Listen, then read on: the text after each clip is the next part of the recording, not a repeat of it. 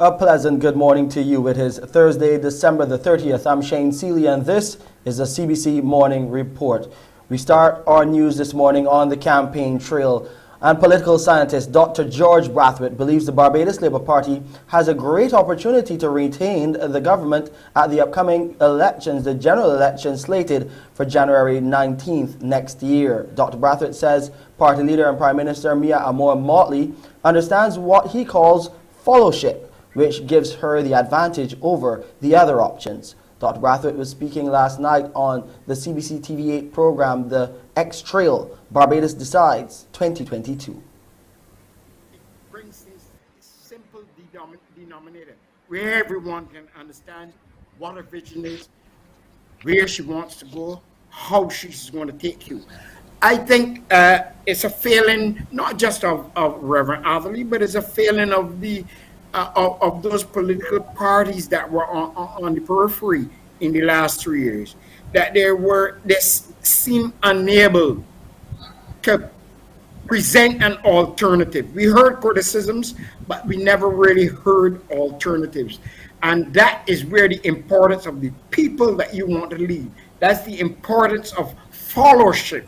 And fellowship is meaningful. And I think to that extent, one can and I'm not preempting your questions, but one can handily say that the Barbados Labour Party is more than likely able to garnish more than 2/3 of a majority, and perhaps they can repeat.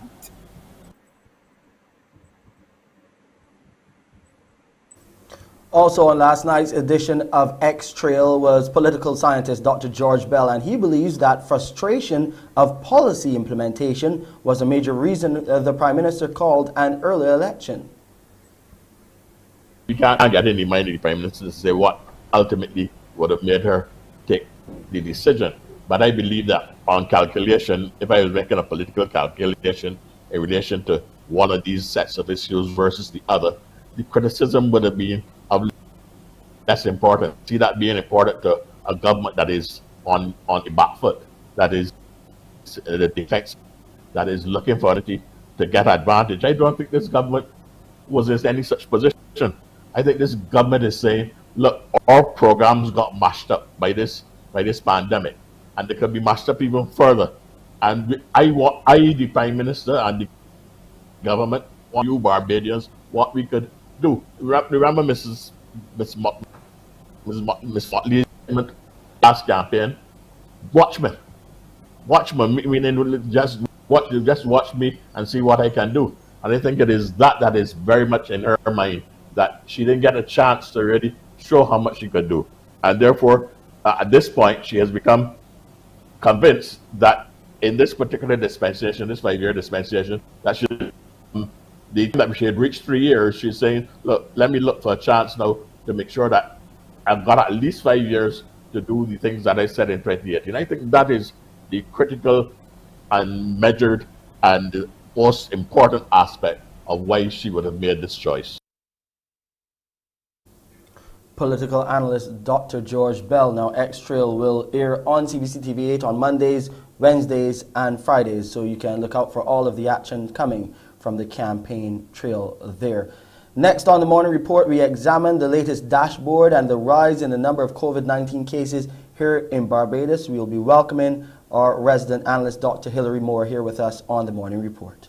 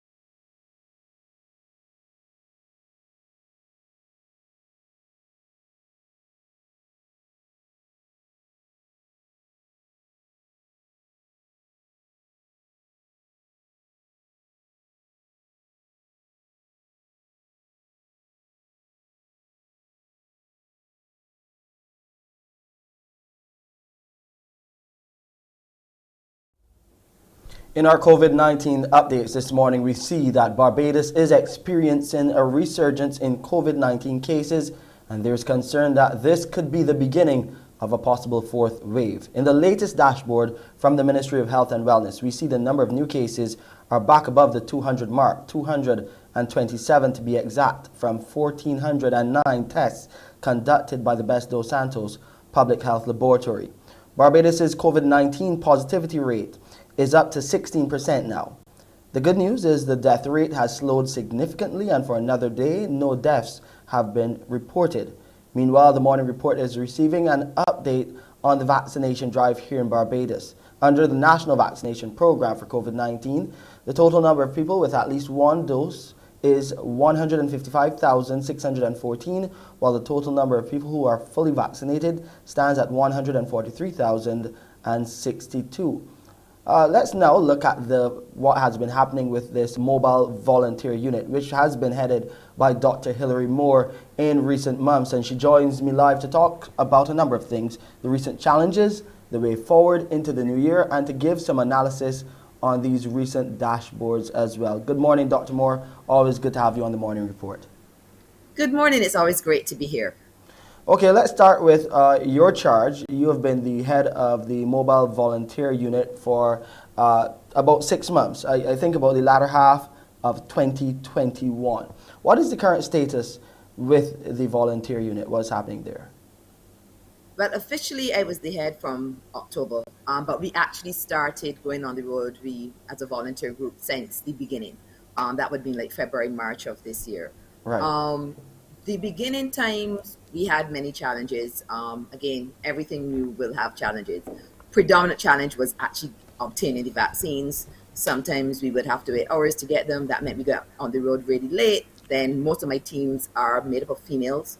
So then you're on the road till 8 o'clock at night, which isn't the safest thing.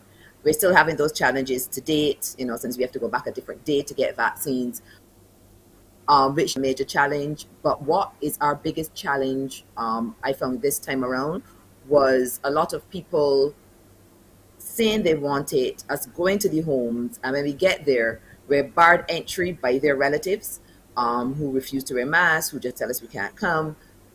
Then also we've had a lot of people saying, we call them the day before, tell them we're coming the following day, and then when we're about to go to them, we call them again to say we're on our way to you. Oh, we ain't bothering today. Call me back next week. And those type of things, which means that we have wasted a lot of time and our own personal resources in an attempt to go to service the public, and we are unable to do it. It has been extremely frustrating, I think, especially from the October till now period. It has been really frustrating trying to do that and being told at the very last minute, oh, we ain't bothering. Even one gentleman says, well, this is weekend drinking, so don't even bother to come. And then sometimes when you say, but if you're able to move around, then you can go to a clinic. No, you can go come back to me because I can't really get around that well. And then when we try to go, we can't go. So we've had lots of challenges, again, with the not only surge in cases, because remember, we put ourselves at risk by sometimes going into people's homes. If they're able to come outside, we tell them come to the veranda, come to an outside space. But there are some people that are bedridden that we have to go into their homes to them when they're bedridden. And we're putting ourselves at risk for contracting the virus, especially when the numbers were surging. But again, we also have to see what is happening in the general public sphere. And the increase in crime is a worry, because again, if somebody doesn't want us there, or they feel however, I have to worry about myself and my teams going into people's homes, and what is the risk to them. So right now we have been doing, so we ran the drive-thrus recently.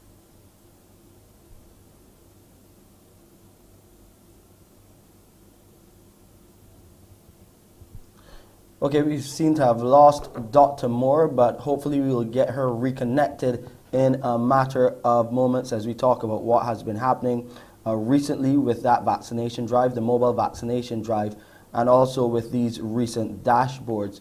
Looking at other stories in our COVID-19 updates, we see that France is registering a tsunami of COVID-19 infections with 208,000 new cases reported on Wednesday alone. That is a new national and European record More in this report. Across Europe, there are queues outside COVID-19 testing centres as a surge of coronavirus infections takes hold. Here in Greece, planned restrictions have been brought forward after the number of cases more than doubled in a day. The World Health Organization, the moral conscience of the crisis, marked 2 years since the start of the pandemic with a warning to rich nations racing ahead with their vaccine booster drives. This is the time to rise above short-term nationalism and protect populations and economies against future variants by ending global vaccine inequity. I want governments, industry, and civil society to work with us on a campaign that targets 70% vaccine coverage in every country by the start of July. Many world leaders, including the British Prime Minister, have thrown their weight behind getting a third dose of a COVID vaccine into as many arms as possible. We know Omicron's a milder variant and that those admitted to hospital are spending less time there, but it's highly contagious, meaning large numbers could still need hospital care. It's also affecting frontline staff numbers. Absences tripled in London's hospitals this month, and nearly 10% of the city's firefighters called in sick. The overwhelming majority of people who are currently ending up in intensive care in our hospitals are people who are not boosted. I've talked to doctors who say the numbers are running up to 90% of people in intensive care who are not boosted.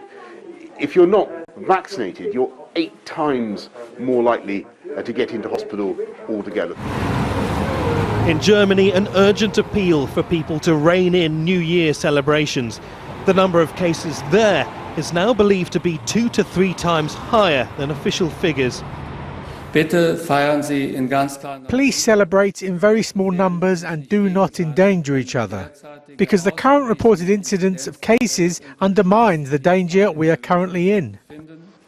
The rise of Omicron has dashed hopes that the worst of the pandemic is over. But the WHO insists 2022 must be the year it comes to an end. Now there are, over 100 NBA players now affected by COVID-19, and the Professional Basketball League is sticking to the schedule still. More than 100 players currently sidelined under the league's COVID-19 rules, but NBA Commissioner Adam Silver says he's got no plans to pause the season. In fact, on Monday, the league shortened quarantine for players that have tested positive. Vaccinated players and coaches who are asymptomatic now only need to isolate for 6 rather than 10 days. Well, NBA analyst Brandon Robertson says players and fans are split as to what the league should do next. 97% of the league is vaccinated. But the crazy part about it all is the number of players more recently who have tested positive and who have sat out. A wild stat that was brought to my desk early this morning is that there have been a league high 541 players and counting who have played in the 400 plus slots allowed for players to play. And that's largely because of 10-day contracts and more. So players are upset that they still have to play as the variant has continued to ravage through the league at large. So like I said, it's a mixed bag. Some guys enjoy playing, some guys are very cautious. And then from the executive perspective, some executives are surprised that NBA Commissioner Adam Silver has not yet either gotten a bubble or postponed for a little while. I think that in the eyes of many people, when are we going to go back to a bubble? It's not that easy. The NBA had to salvage a lot when they created a bubble and they went to the Walt Disney World area to get it done. I think because we've lived through a pandemic for so long, I think the combination of money and advertising dollars within regional sports networks and more, the perception of people right now, many people are upset, particularly at Commissioner Adam Silver. And with that said, I don't think it's tarnished, but I think people are asking a lot of thought-provoking questions that question where they're going in the future. And, you know, it's a lot of confusion. Let's now go back to the head of the mobile vaccination unit, Dr. Hilary Moore, who was speaking to us a short while ago about what was happening with that program. We're going to look at what is happening going into the new year as well. Also, the recent dashboard showing over 200 new COVID-19 cases. That is a cause for concern. So, Dr. Moore, you left us off talking about the challenges you had earlier this year. What will happen over this Christmas period? We know that some of the vaccination drive had to be put on pause for the holidays. What has been happening on your end, and how are you looking going into the new year? You all can hear me clearly. Unfortunately, my internet has gone up, so I'm using my phone. So we actually had our last drive-through on the 18th of December, which actually was very successful. We actually ended up having way more people than we had expected because we ended up being the only site open that day. Presently, we are closed a bit for the vacation while we are trying to reassess, revamp, replan for potentially 2022. How can we make it more sustainable? Again, we are all volunteers. This isn't our substantive jobs. We do have our other work and our other work commitments to actually pay our bills. So, we're trying to figure out how best we can work it out so we can offer Barbados the service, especially in light of the present situation, without overextending ourselves, because honestly, it's been a real tiring year. So we're trying to figure out how 2022 we're going to come back better and stronger than we were before, and how we can best overcome these challenges that we experienced this time around, so we can actually have a smoother vaccine program. If we're going to do predominantly drive-through areas as opposed to going to homes in light of the rising cases, because again, if we get sick, we're going to have to shut us down also, and we don't want that. So we want to do it in the safest environment possible. So drive-throughs are looking like the best way to do it. And then we'll have to start looking at other sites, other venues, so that we can actually cater to more of Barbados. So that is what we're working on at this time. Looking at the current dashboard, I've been watching the numbers over the past few days. We had probably over 80 odd, then it was over 100, and now back over the 200 mark. We know how Omicron is spreading, and we've seen the situation in France and other countries across the world. So it is very possible that Omicron is here, but we're waiting on the analysis from the Caribbean Public Health Agency and our own lab here in Barbados. What is your take on this situation as you see these cases rising again? Obviously, we need the vaccination rate up, and that's why we need it up to protect us from this current surge. But what do we do now over these next few weeks and going into 2022? But remember, as I was saying, I think this was like 2 weeks ago, we need to be very careful. You kind of know things have the potential and a high chance, but you still think for the best, which is let's not let it not happen. But it is happening. We're back at above 16% positivity. That is really scary, because that's telling us that there are more than there's a lot of people in society that have it, asymptomatic, and are going around and potentially spreading it. That is where this positivity rate, which is why I kept always saying, the number of cases over the number of tests done, that gives us a positivity rate. It's looking like obviously the numbers are going to rise, unfortunately. So a fourth wave looks potentially what's going to happen. But what we need to do as individuals and as society to try to reduce this is we need to continue wearing our masks. We need to continue social distancing. We need to continue hand sanitizing. I know everyone's fed up. It's the end of the year. We want to have some type of celebrations. But I think we need to start doing them very safely. Even if you're going to events, stick in your bubble. Stick with the people that you know. And it's also important that everybody goes and gets tested. If one in a group ends up being positive, all need to go and get tested. I think one of the challenges that we're also having is that from what I'm told, there are pharmacies that are selling COVID tests privately. It's not the most reliable one, because the person taking the sample, if you're novice to it, you've not been trained, you may not be getting enough of a sample. The swab may not be going far enough back, turning around and getting an adequate sample to give you a true positive. So people may be getting what we call false negatives and thinking they don't have it and are moving around society as normal. I think you really should still go to the testing site, get yourself properly tested so you're sure that if your test is negative, it is truly negative. Right. That's one thing. And we still need to, follow the basic protocols, follow the basic rules. I know a lot of young people saying, but we're not getting very sick, but you can spread it to someone else.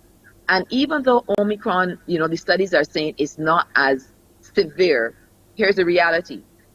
If in regular Delta, say 10%, that's not actual numbers, 10% of people who get Delta end up being severely ill. That means 10 in every 100. We had a significant surge with Delta.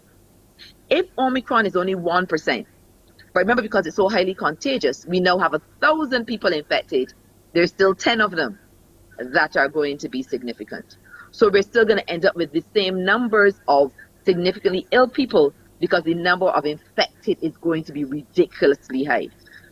So even though they tell you that it's, severe illness, the percentage is a lot lower, but when you have so many cases, you're going to end up with still a significant amount of people that are going to be ill. So that is what we really need to look at. We need to worry about things like that. And those are things we need to consider going forward.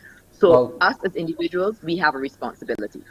Dr. Moore will continue to monitor this situation and, of course, check in with you to get your analysis on a weekly basis. We need it as we monitor this possible fourth wave of COVID-19. We've seen what is happening across the world, but we got to check on what is happening right here in our beautiful island, Barbados. Thank you, Dr. Moore. Have a happy new year. I hope that you get to celebrate safely in your bubble, and we'll see you in the new year. We'll see you in 2022. Okay, bye everyone. Bye-bye, Dr. Moore. Dr. Hilary Moore, emergency room physician, and of course, morning report contributor. We'll take a break here. We got some more news coming your way, but before we get there, of course, we have to tease you with what's coming on Mornin Barbados. It's all about the youth on this beautiful Thursday. That's right, Shane, and surely we could use a little bit of good news today because coming up at 6:30, our young people will take center stage. And so we meet a young woman who recently was recognized internationally. She now shares that space with people like Oprah Winfrey. What a journey she'll tell. We'll also meet a welcome stamper, quite young, who's taken his time to come to beautiful Barbados because he wants the blue skies and a lovely ocean, but he continues to do his business from here.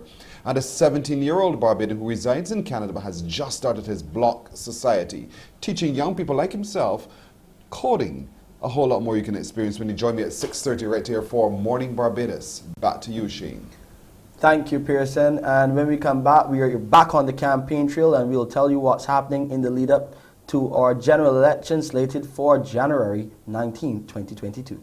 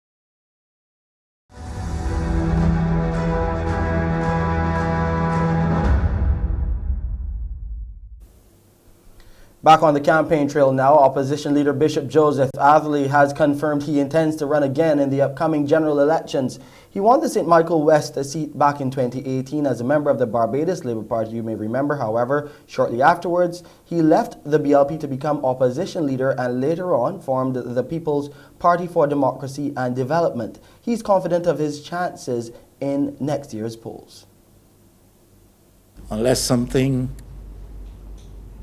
dramatically happens, and when I say something dramatically happens, that is my Lord whom I try to serve suggests to me in clear and strong terms that I should not run. Yes, Joseph Atherley is planning to be.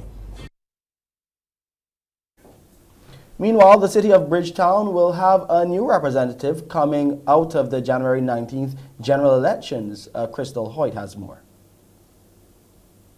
With Lieutenant Colonel the Most Honorable Jeffrey Bostick not seeking re-election on January 19th, the city of Bridgetown will have new representation.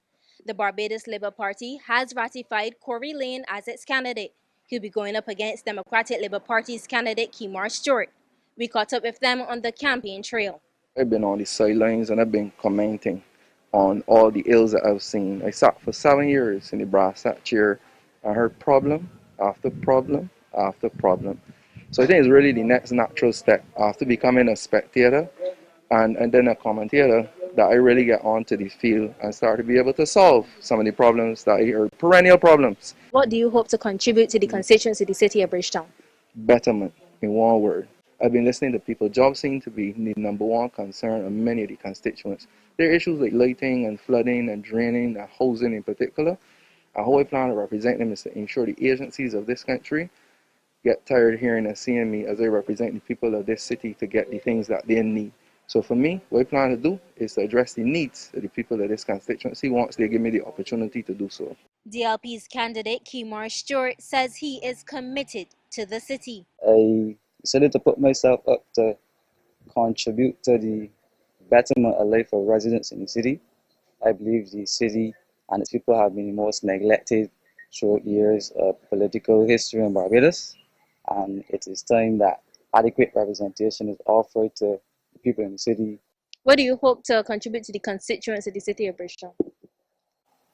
Well, at this moment, how I started my canvassing and collecting information, I had initial ideas of what I wanted to offer. But through my canvassing, I started to realize that the residents want to be heard. So at the moment, I am collecting information and having meetings and groups with different persons across the constituency to develop a plan that is conducive for them. At this time, no other candidates for the city of Bridgetown have been announced. Crystal Hoyt, CBC News.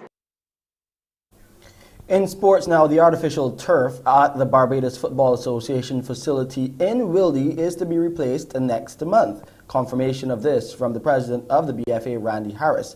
The present artificial field was installed back in February 2012 in the second phase of FIFA's Goal project. But Harris says while the surface can function for up to 20 years, FIFA has certain requirements of artificial fields, especially those which host official matches.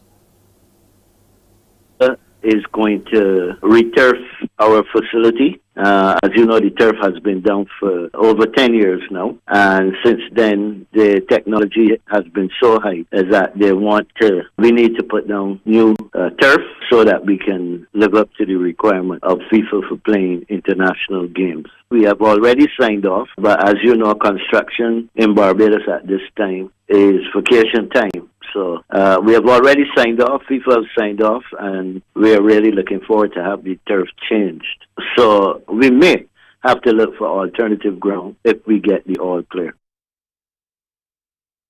That's sports. Time now for a look at the weather.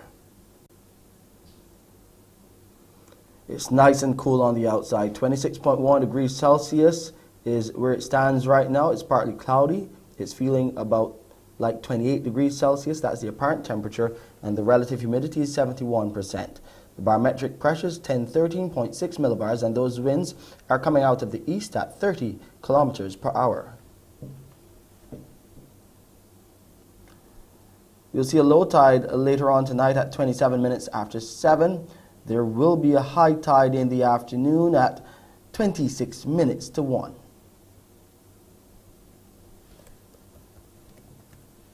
Those seas are smooth to moderate in open water. Swells are around the 2-meter mark and expected to increase.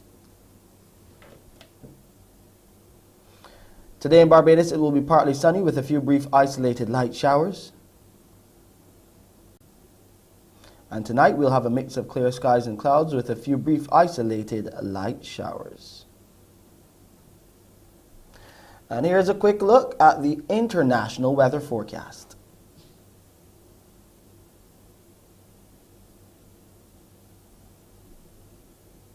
And that's it for your Thursday edition of the CBC Morning Report. I'm Shane Seeley.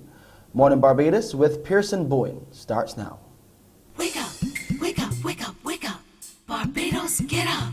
Good morning. Good morning, Barbados. Good morning. Good morning to you. Good morning. Morning, morning, morning. Good morning to you. Good morning. Morning, Barbados. Good morning. Good morning to you. Good morning. Morning, Barbados. Good morning. Wake up, wake up, wake up. Morning to you. Indeed, good morning to you. We are thankful today, this Thursday morning, Thursday, December the 30th, 2021. I am Pearson Bowen. Thanking you so much for joining us wherever you are, be you here on this 166 square miles or somewhere far-flung. We're glad that you can be with us. And thank you for joining us on our YouTube channel and our Facebook streams. Remember, you can always like our page, Mornin Barbados, on Facebook. That's where we post everything we talk about. So if you missed it, you can go back there, either see it or see it for yourself. And certainly we want to encourage you to like our page, Mornin Barbados. But what a day it will be today. Today we'll tell you a little bit about what's happening tonight when the Barbados Olympic Association hosts its annual awards. We'll be connecting with them to talk a little bit about that and how our young people are achieving and how we celebrate their achievements in sport. We'll also today be connecting with a 17-year-old Barbadian who is now residing in Canada, but he has formed the Block Society because he loves coding from the age of 8. It fascinated him so much that he thought he should give back in this way. And so he recently held his first coding workshop. We'll talk to him about that and his journey through life thus far. And that woman who now will be sitting among people who include Oprah Winfrey, having been internationally recognized, will join us this morning to tell her story and to share her journey with us as well. Let's get started, however, by heading over now to a young woman who is from Jamaica. She's living in the UK, but she's written a book, and her book is called If You Read This. Her name is KEREEN GETTEN. KEREEN, good morning to you. Good morning. How are you? I'm doing well. How are you doing? Good. Thank you so much for having me. Now, I'm absolutely curious about the title, If You Read This. Now, we can say this in so many different ways to mean so many different things. So which way should I interpret If You Read This? So If You Read This is about a 12-year-old Bree who receives a series of letters from her mother who passed 3 years ago. So that if you read this is if you get round to reading this letter, or if you find these letters, then this is what's going to happen. So the letters are a series, it's a treasure hunt that takes Bree on a memory journey that she and her mom used to go on, and on the way she discovers some secrets and finds out about herself. And it's really about her mom saying a proper goodbye to her through the letters, but also saying that I'm always with you, so you know you can move on with your life and you can enjoy yourself and you can, you know, forge a new future for yourself. How much of this for you is fact or fiction? All of it. All of it is fiction. My previous book, When Life Gives You Mangoes, that was based a lot on my childhood.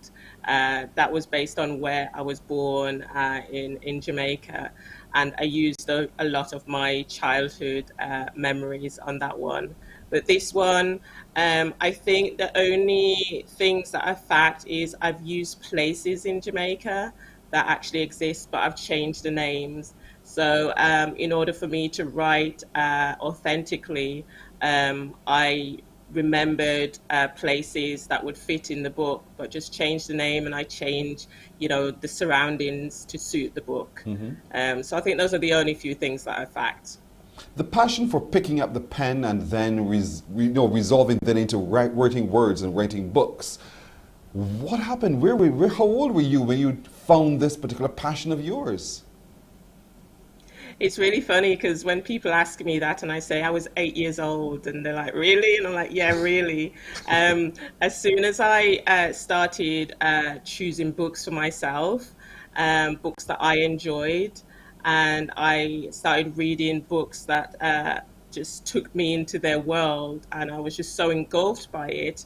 And I just thought, wow, this is amazing. I want to do this.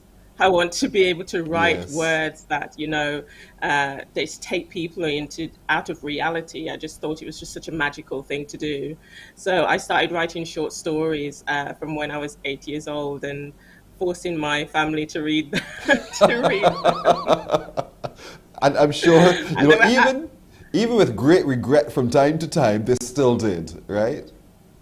Oh, they did every single time. They were so supportive, but they were terrible. They were terrible stories. Oh, but at least over time you've blossomed in the way that you have, and so you've received several acclamations. You've been rewarded and so forth. So, is this your life's passion now, being an author? It really is, and it was my childhood passion. From when I was younger, that's all I wanted to do. My dream was to write books, and you have this idea of, you see in these movies of authors sitting in this little room with window looking out into this beautiful view, and that's what I wanted to do. But then I went to school, and my teacher was like, no, that's not a career, you need to choose something else. So I veered off and I did other things, but I was still writing on the side. And then probably about 10 years ago, I decided to take it seriously and really try and make a real effort of it. And yeah, now I'm so lucky that this is my full-time career now. And it's so interesting you said that, because so many people, young people in the Caribbean, are struggling with that reality where folks say what you want to do is not a profession, get a real job. But you've been able to persevere your way through it. What's your best advice for other young creatives watching this morning who have an equal passion for something that people think would not be a real job? I think it's exactly what you said, perseverance. You need to persevere in if you love what you do, you persevere and you keep going no matter what the obstacles are. And I think, for young people that are really into the creative industry, just keep doing it, keep trying, keep learning, especially with writing. And you just keep write every single day, and you're learning every time you write. You're learning how you write, and you're learning what your voice is and what works for you and what doesn't. So practice every single day. No matter what you write, just write something and make that a habit for you, and you'll be surprised how much you grow just by doing that on a daily basis. And just keep going, and when you think you're ready, start sending your work out. It's all about perseverance and believing in yourself. I'm glad you went there, because I wanted to know, how did you overcome the roadblocks? Because you can write, but you want to move to publication as well. What's the step that one should take? Having written enough and you want to move to publication, what do you advise them to do? Well, for me, the way I did it was, because I was writing short stories previously, I started to enter short story competitions. And I know with the Bocas Festival, they do writing competitions as well. And I think that's the best way to enter it, because short stories are easier to write, they're quicker. And by entering competitions, you can sort of gauge what's working and what's not. But also don't let that put you off, because writing is so subjective, and I found that a lot when I was sending my work off, that, I'd get 10 rejections and then I'd get 1 acceptance. So it's really about finding someone that really is passionate about your work, and don't let rejections put you off. Just take it as that didn't work for them, but let me continue until I find someone that it works for. And the industry is so tough to get into, and you really have to have a tough skin and just keep going until you find someone. So I did the competitions, and then I sent my work off to an agent who saw one of the competitions that I entered. And so I sent my work off to her, and she liked it, and I signed with her in 2017. So that's usually a step. You need an agent to get published, because publishers normally don't accept your work without an agent. Persevere, find that agent who will help you to publishing. Now, do you only write about the experience of a Caribbean girl, female, or do you also write about the experience of the Caribbean male? I haven't written about the Caribbean male yet. That, yes, exactly. I wrote a short story in an anthology, and it was about a brother and sister. So it's about a boy and a girl, but I haven't done solely a male. And I think that's a real gap in the market, to be honest. Yes. I think, young boys need books where there are, they are the main characters as well. And I think that's a real gap in the worldwide market, not just in the Caribbean. So yeah, if there's any male writers out there, I'd really, get your stuff out there. I see how you just sidestepped the challenge to do it yourself. I love it. I mean, I can do it too. I hope one day you do it as well. So the book is called If You Read This. Is it available? How is it available?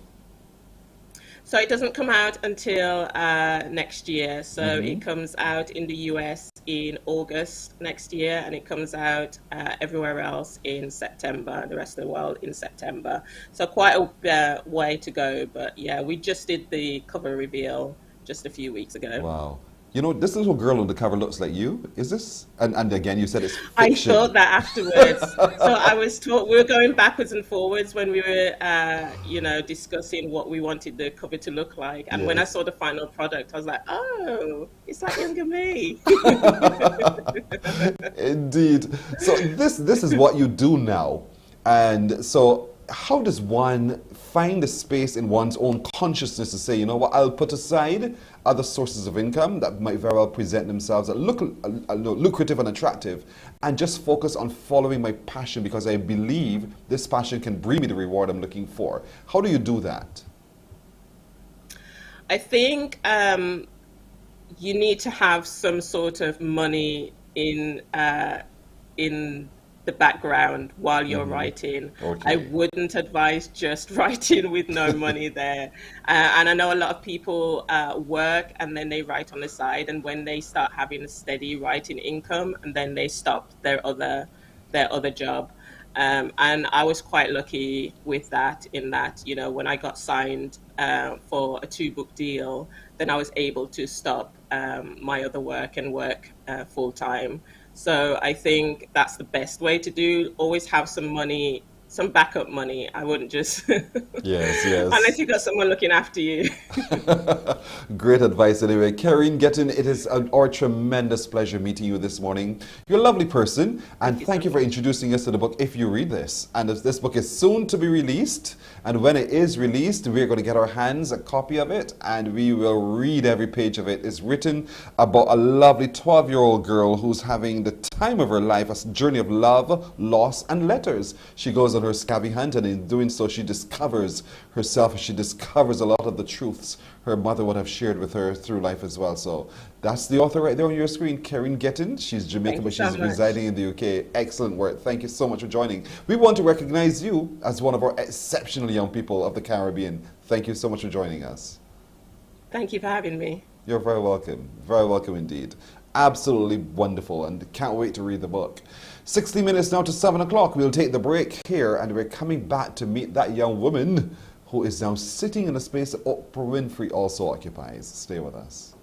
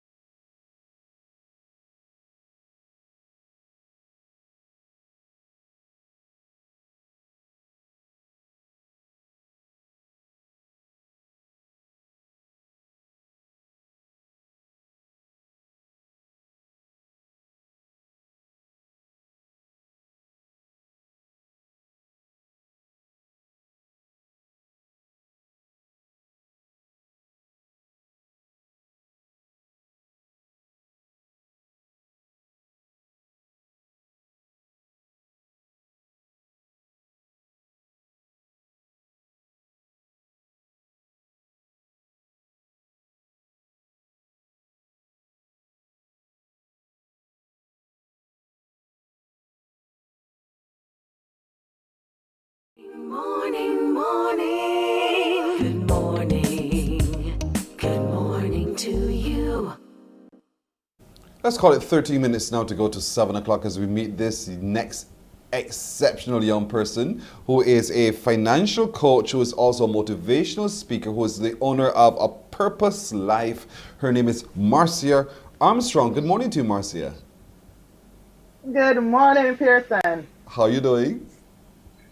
I am good. How are you doing? I'm doing well, thank you for asking. Now, Marcia, drum roll.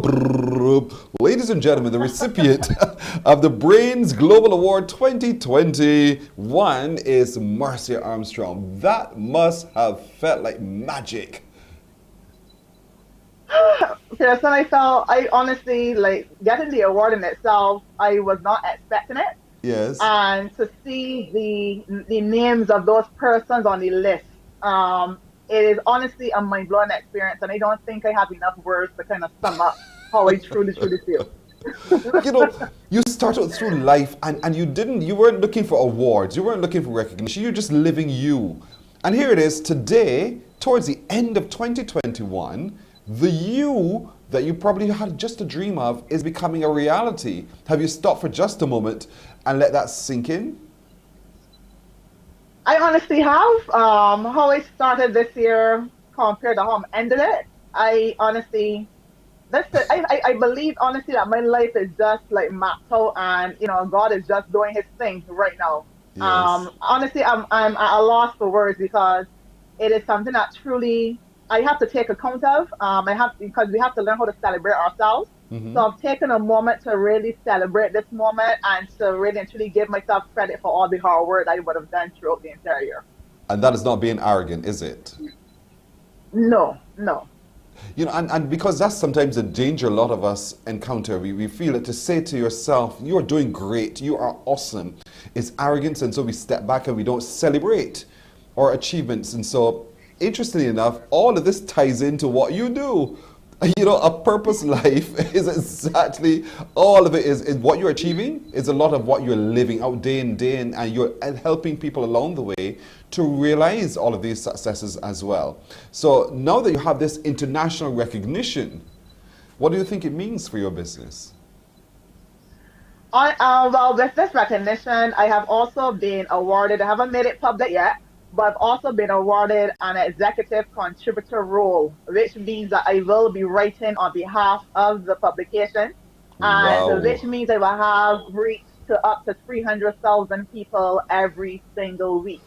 So this, honestly, being a part of this organization, it has even propelled me further as it relates to the credibility and the authority which I stand upon in the financial coaching industry. And it has definitely opened some doors for me. As I said, I'm going to be exposed to 300,000 readers every single week. And the platform spans 55 countries.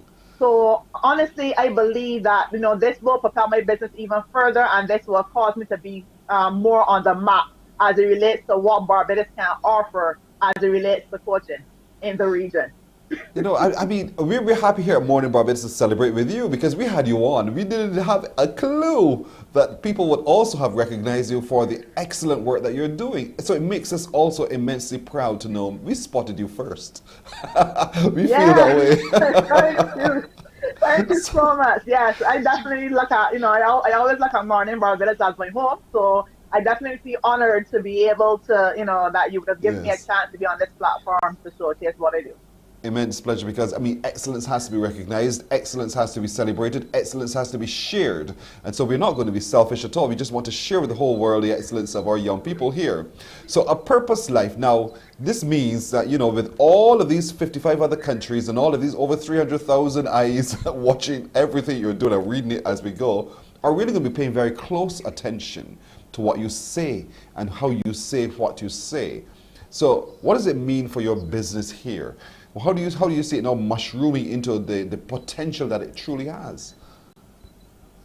I believe, given international recognition, and given that the work I've been doing with my clients, it would allow persons here to actually take coaching more seriously. It is not an area, honestly, that is very high on the list as it relates to niches. We have financial advisors, we have other persons within the industry, the sector itself. But as it relates to coaching, it is something I believe that has to now take form. And I am very honored to be one of the ambassadors as it relates to financial coaching in Barbados, where I'm going to be able to actually showcase and let persons know, hey, these are some of these things that we offer, and this is how we can help you, so that you can have a transformative life and be able to make decisions, healthy money decisions, so that you can live that life that you desire. So I honestly believe it will open some doors and even cause persons to become curious as it relates to what we do in this industry, because financial literacy, honestly, is something that is definitely needed. And as I said, I am definitely going to be wearing the hat and playing that role as it relates to being an ambassador for those in the financial literacy space. And so you're right, it's so critical right now. We're going into tough times. We're still in tough times, but tougher times. And so we want to be sure that we're prudent in how we use our resources and how we can now build on those limited resources we have to do better and to be a lot more comfortable, almost cushioning our experience. Now, if Oprah Winfrey called your phone right now, I said, listen, hi, Marcia, I got news that we're together in this award. What do you think you'll do? Maybe after fainting. Definitely, definitely have a conversation with her as it relates to, because I mean, she's been doing her thing for a while. Yes. So literally sitting down at her feet to be able to taking that wisdom and how to navigate and how to really and truly be used mightily, operating in your purpose. As I said, it will definitely be my honor to learn and to glean and to take that information, then I look back and help other persons push through as well. What I like is what you just said, is even though we are equals, Oprah, you and I are equals, I'm still able to be humble enough to learn from you. And to reach that point of realization in a purpose life is also going to be critical. Exactly. I believe I am a student of life. And I believe that, in every experience, every exposure, every interaction that we have, there's always a learning curve to everything that we do. And as you mentioned, it's all about living a purpose life. It's like we're not just getting up, we're not just existing, but we're created for a purpose. So it's really for us to kind of dig deep and find out, okay, what problem have we been called to serve? Because we're all change agents. We are all here to solve a problem. And it's really about having that avenue or having that access to kind of look behind the curtain and ask yourself, especially heading into the new year, what is it I have been called to do, and wake up and be that person every single day. Oh, I see you, girl, there's a task. I see your whiteboard behind you. That means whiteboarding it, writing it down, see the goal ahead of you. Do you do that? Yes. Do you still do that often in writing what it is that you want to achieve? I believe in writing the vision and making it plain. Habakkuk 2:2 speaks about writing the vision, making it plain, so that he who sees it will run with it. So as it relates to what your vision is, what it is that you want to achieve, you have to write it down to make it visible. Because once you write it down, it no longer is a thought. It becomes then your dream. It becomes your vision. Anything that remains in your mind is just a thought. But once you place that thing in front of you that you can see it visibly, then your actions and your habits then align with who that person is that you're kind of running towards in the future and what your goal and your mission is for the future. And write any and everything down. And I'll say that because that's what I believe. If you know me in the office, I always have paper in front of me, pen in hand, and whatever crosses my mind, I write it down. I can reorder it later, but you write it down. It's so critical. That way, you don't forget. You're able to see it. You're able to reshape it as you go. You may even drop it. It doesn't matter. But at least your thought is distilled into writing something down, and you can now take action. So I agree completely with you that if you feel the passion, write it down. Write it down. If it woke you up in a dream, write it down. Write it down. In other words, be actively involved in your purpose life. Yes, exactly. I love that. Yes, be actively involved in your purpose life. I love that. That is what it is. I'm going to charge you for that. Marcia, you're still quite young, and there's so much more to achieve out of your little journey in life so far. What is it that you think that Marcia really wants next to be able to, and you're not necessarily looking for awards, you're just doing you. What is it that Marcia wants to do next so that Marcia feels even more fulfilled in her purpose life? I honestly just want to impact lives. I want to impact lives on such a grand stage. Honestly, I don't look at life with limitations. I'm a person, I'm very resilient. So I go after everything. And no matter, even in life's journey, you will get rejections, some person won't even believe in you. But my mandate, my vision is so big. I want to be able to really and truly change and impact the lives of those people I have been called to serve, so that they're not operating with a limited capacity. They're operating at their full potential. I want persons to be able to empty all of themselves, give all of themselves, and understand that it's not just about us, it is about the people that we have been called to impact and to serve. So my honestly, if I can help in any capacity, whether it is speaking, whether it is coaching, whether it is mentorship, I want to just be empty. I just want to pour out, I just want to serve and just transform the lives of people that are connected to me. I want to be able to give access to those persons that might think, hey, I would have started rough in life, I don't have qualifications, I don't think that I can get it done, to believe in themselves, to have that confidence and that empowering spirit to get up and to be themselves every single day, because the world needs you. The world needs you. And if I am that mouthpiece that you need to hear this morning to tell you to get up and run after every single thing that you have, I've done my job this morning. But for me, I just want to be empty. I just want to use every single gift, talent, ability that I have been blessed to have, and to impact the world with it. That's my mandate. You got me feeling get up and ready now. For real. Just get up and go. Come on, folks, let's do this with Marcia. Get up and go. You say that, consistency and time are sisters. They're not mutually exclusive. What do you mean when you say that? So what I mean to say is that, sometimes in life, we will have a goal, or we might have a particular objective, and we do it for at least a couple of days, and then we get tired and, we give up. But I want to know, right, that as it relates to anything in life that is worthwhile, it will take some time. But in addition to just having time on your side, because we know time is non-refundable. Yes. So as it relates to having time, you have to be consistent in everything you do, which means that the days you don't feel like doing something, you have to push past feeling. Because you have to understand again, what is your why? What is the driving force behind every single thing that you do, right? So consistency and time are sisters, right? They work in tandem, they work hand in hand. And when you have those two at your side, trust me, there's nothing that you can't do. I would have never envisioned that at the end of 2021, I would have been awarded the Brainz Global 500 list, to be on top of the list with Oprah and all these big names, right? I would have never envisioned it. But what I did this year was that I got up every day, I was consistent, and I made sure that I use my time wisely, because we can be busy but not productive. There's a difference. So understand that time and consistency, when you have those two hand in hand, there's nothing that you can't accomplish. I feel somebody needs to talk to you today. So how can they call you? Well, you want me to do my telephone number? No, I was just saying, oh my God, my telephone number. But my telephone number, honestly, my telephone number is 834-2389. And my email address is info@apurposelife246.com. So feel free to reach out to me. As I said, we want to enter the year 2022 with a plan and not on a whim. Let's go and capture the year. Let us command the year and not be a victim of the year.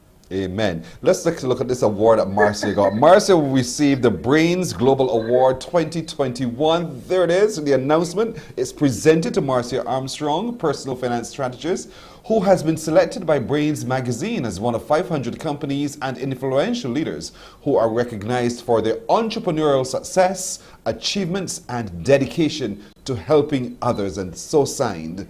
And so, Marcia, today you're part of that big global Brainz 500 Global indeed. We congratulate you, we celebrate with you today, and certainly we want to walk every step of the way with you as you go. So remember us as your journey, because we will definitely be remembering you. Thank you so much for joining us. You're welcome. Thank you very much. Marcia Armstrong, another one of our exceptional young people in Barbados, doing so well globally. She now has the opportunity to publish to over 300,000 people and over 55 countries who are going to be seeing her work weekly. Marcia, thank you for joining us.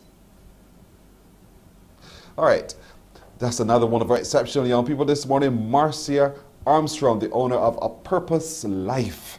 you can contact her as soon as possible. She will rev you up to get you going for sure. We're going to take a break right here. We're coming back with even more on Morning Barbados. Morning, morning, morning. Good morning. Good morning to you.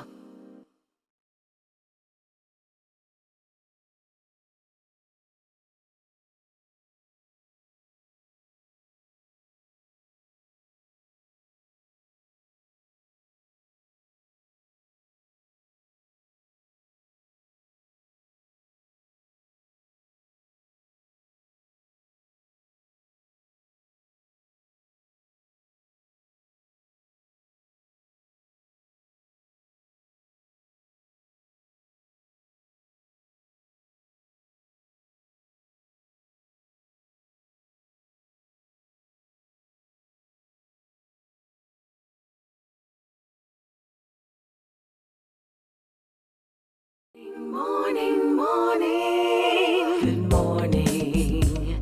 Good morning to you. We're 2.5 minutes after 7 o'clock now. Just to remind you, if you've forgotten, that the Barbados Tourism Marketing Initiative, they are having, the BTMI, they're having their Christmas Caravan Nights. And tonight, where are they going? They're going to the Glebe St. George this evening. They want to encourage you all to come out in your numbers at the Glebe St. George. Today is December the 30th. You have the Glebe at 7 in the evening. There's going to be a whole chock full of giveaways and entertainment and a whole host of things for you to come together as a family and to come together as a community at the Glebe St. George at 7 this evening. Then on the 1st of January, it all concludes in St. Michael at the Carlisle Bay Beach. They're having a beach parade at 3 in the afternoon. So New Year's Day, 3 in the afternoon, Carlisle Bay. That beach parade will be on, all part of the BTMI's Christmas Caravan this time in the afternoon on January the 1st. So they're looking forward to you being a part of it.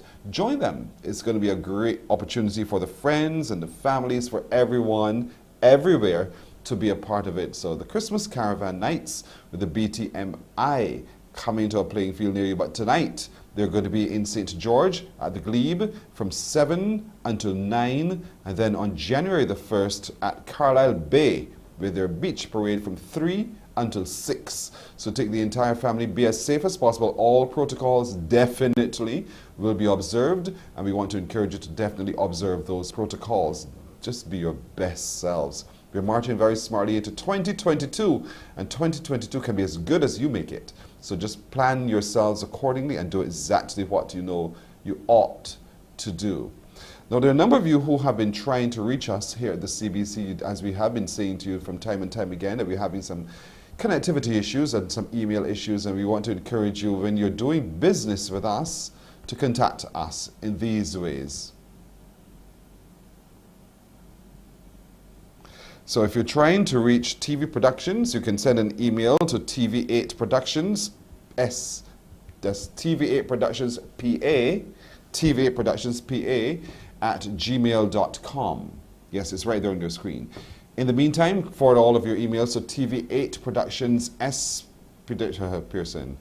TV8 Productions PA at gmail.com, and we're hoping to have this situation rectified as soon as possible. We encourage you to be patient with us as we work to resolve this matter. We do apologize for those of you who have been receiving some very weird emails from us, and that's what we're trying to correct.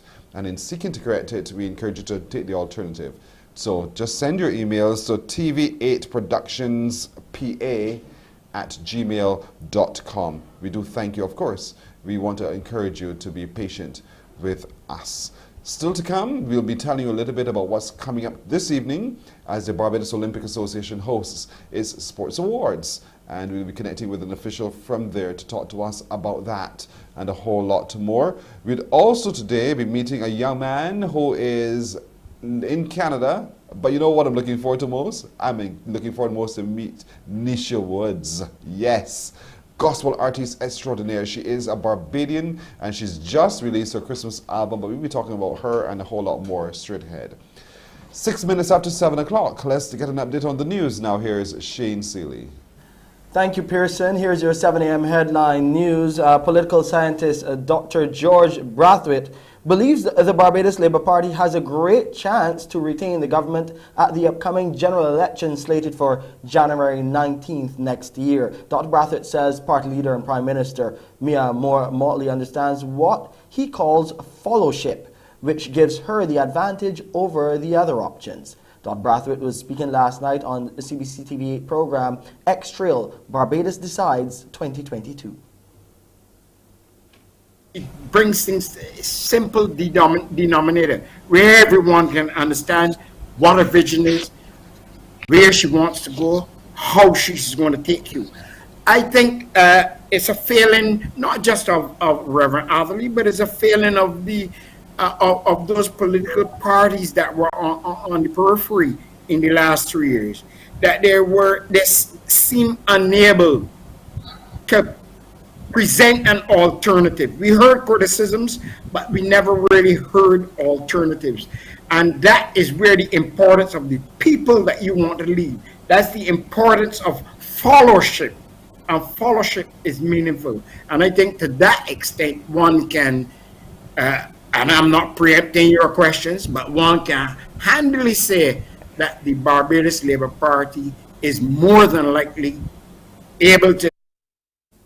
Also on last night's program was another political scientist, Dr. George Bell. He believes that frustration of policy implementation was a major reason the Prime Minister called an early election. You can't get in the mind of the Prime Minister to say what ultimately would have made her take the decision. But I believe that on calculation, if I was making a political calculation in relation to one of these sets of issues versus the other, the criticism would have been of less important. See that being important to a government that is on the back foot, that is the defense, that is looking for it to get advantage. I don't think this government was in any such position. I think this government is saying, look, our programs got mashed up by this pandemic, and they could be mashed up even further.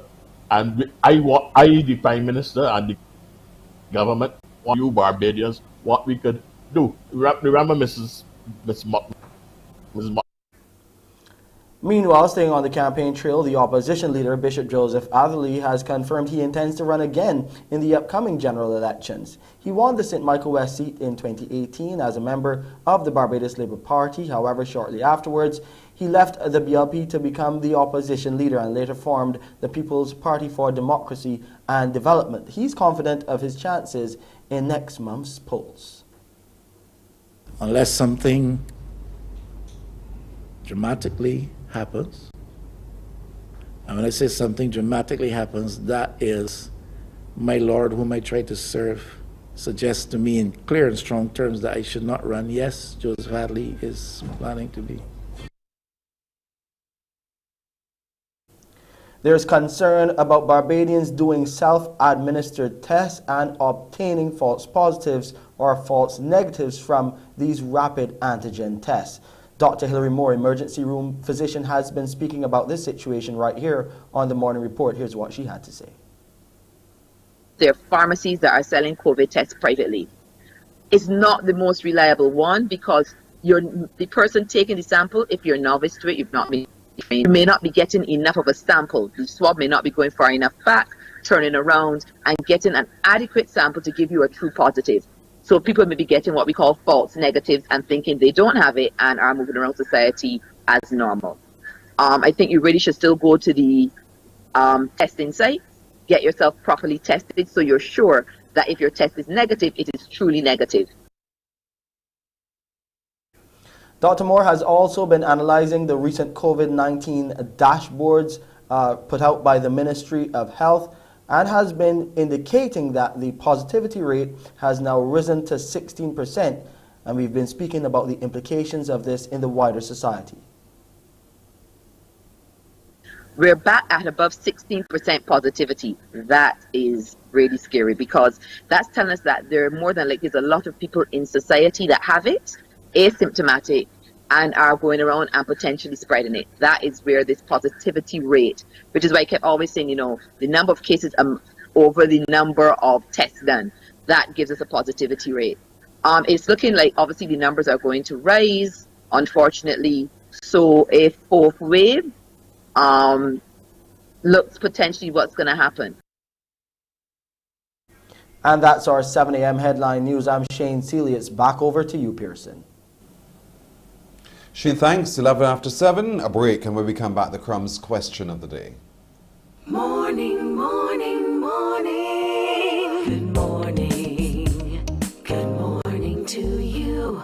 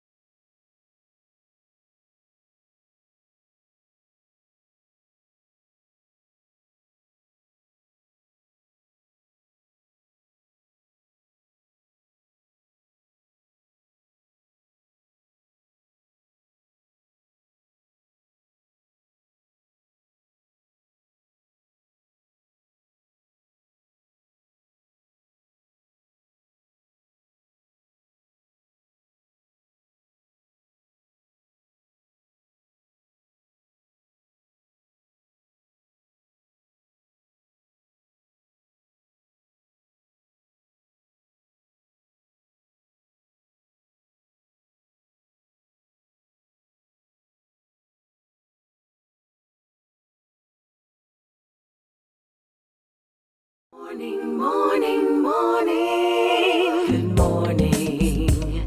Good morning to you. All right, 13 and a half minutes after 7 o'clock. Come on, don't dilly-dally. 228-5562 or 228-5563 comes now. The Crumbs Bakery question of the day. You call me. 228-5562 or 63. Before moving to its current home, right here in the Pine, where did CBC Radio operate from? So, before moving here to the Pine, where did CBC Radio operate from? Let's see if you remember. Your history is important. 228-5562 or 228-5563. If you're old enough to remember, give me a call and let me know. Before moving to its current home here in the Pine, where did CBC Radio operate from? Good morning to you. Hello. Hello. Hi, good morning. Hi, how are you? Hi, Pearson. Yes, it's me. Pauline. Hello, Pauline. Good to see you, Pauline. How are you doing today? I'm good. Good, Pauline. You better get this right here. You better get this right. The train so long. I'm so glad you got through today. Yeah. So, are you going to work today? No, I'm off. How lucky you are. Right. But you got to work this weekend for sure. Yeah, I got to work. So, Madam Pauline, what is the answer? I think it was somewhere in Black Rock. Yeah, but where is that down by the mental? I can't exactly remember what part of Black Rock, but it's Black Rock. You sure? You sure it's not Seclusion Road, Black Rock? I don't want to do Seclusion because I can't remember, but I always hear it's in Black Rock. Yeah, but where? Black Rock is a vast area. Yeah, that's important. The where exactly is important right now. So one last try. Come on. You're sticking to Black Rock. You don't know where else. I don't know where. All right, Pauline. Thanks for trying, though. Okay. Okay. Thank you so much. There she goes. She's one call. Let's see if we get another call in quickly before moving to its current home here at the Pine. Where did CBC Radio operate from? Let's see if you got it. Good morning to you. Hello. Peace be unto you and yours. Likewise to you, Gail. Good morning indeed. What's the answer for me? The Lazaretto Black Rock. There you go. That's it. That is so true. The Lazaretto in Black Rock. That's where CBC started. CBC in 1963, December the 15th, opened business as Radio Barbados at the Lazaretto Black Rock. In 1964, thanks Gail, you stay on the phone, we'll take some more details from you. And then in 1964, CBC opened CBC TV, I was going to say TV8, but you know it was a lot different then, it was TV3. And then eventually CBC moved to here, the Pine, where we now operate from. So there you go, a little bit of history. Lazaretto Black Rock is where we started, and that's somewhere near to where you have the archives, the central archives, in that general area. You see the big antenna still there near to the Ryan Brathwaite Stadium. So you got the idea. That's where CBC Radio, CBC the business, started. 17 after the hour, break, and when we come back, more exceptional young people today. Morning, morning, morning. Good morning. Good morning to you.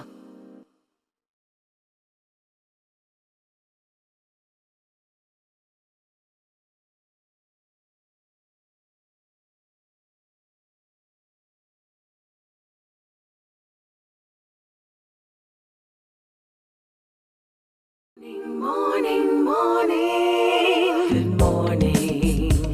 Good morning to you. 17 and a half after the hour now. Our next exceptional young person is a welcome stamper, but known for designing the Barbados Kente cloth. Yes, his name is KERRY ALARIC Cheeseboro. Good morning to you, KERRY. Good morning to you, and thanks for referring to me as a young person. Well, we're as young as we feel, and I feel young. I hope you equally feel quite young. I feel very, very young, yes, Very especially good. being here from the U.S. and Barbados. I feel exceptional. Thank you. Let's find out why you came here. Why? Well, I'm from New York City, born and bred there, and lived in the same apartment in Manhattan for 25 years. And COVID just, turned everything topsy-turvy. And when I read an article, a friend of mine works for a travel agency, and she posted an article about the 26 places that were still accepting Americans when travel was very difficult last year. And Barbados was one of them. And I did some research, and it offered this welcome stamp where I could work from home doing what I've been doing for the last 16 years already. But like their slogan said, work from paradise, as opposed to waking up in the morning and listening to cab drivers argue in different languages and dogs barking and sanitation trucks backing up. I get to wake up to the sounds of the palm leaves swaying in the wind and the occasional monkey fight. But, I love it, and I'm 5 minutes from the beach. So I took the leap. I rolled the dice, didn't know anybody here. I wanted to have a full-on, full-time experience, and I've enjoyed every minute of it so far. That's fantastic to hear. Now, you are also a designer. A designer of Yes. what? I started doing graphic design and web design. I was an illustrator, and so I've always been graphically minded. I do photography as well, and through COVID and through my disability, because I am doubly disabled, I wasn't able to do photography, so I turned my photography into art. So I've always been creative minded, and wherever I can add some visual creativity, some professional creativity, like in thoughts and actions, I'm more prone to go down those avenues. It's a learning experience for me. For a lot of people, creativity is pretty much subjective. Because I could doodle, I think I'm absolutely creative, but you might look at it and think this is total junk. So how was it for you, and finding people who will accept what you do and see it for the creativity that it has been or is? Well, I think there's two parts to that answer, at least from my experience. One is to explore something new. So being exposed to the same thing over and over again, there's a different way to tell a story or to tell a tale or a different perspective to look at things. Everyone's got a camera on their, on their mobile devices now. But I still, like to take a shot from a different angle, from a different perspective, a different editorial, and the same thing with being creative. And it's always subjective, right? And so for as many people that might like my art or someone's art, I'm sure there are people who really don't appreciate it or it doesn't speak to them. As an artist, try to stay true to my voice from my experience. And that's always growing and evolving. And if I get a good response from that, that's wonderful. If not, I try not to take it too personally, because it is what it is, and it's mine, and it's unique, and it's me, whether or not people appreciate it. What is it about the Barbados official tartan that inspired you to design the kente cloth? So a couple of years ago, my cousin did some research, African ancestry website, and we found out that my father's side of the family has strong links to Ghana. One of the reasons why I came here, even from New York, was to be in a place that, you know, had 94% people of African descent. And on the Independence Day, when I saw the tartan, which I thought was actually quite nice, I come from a very sort of prestigious prep school, and I always imagined that we could have a good plaid for our school colors.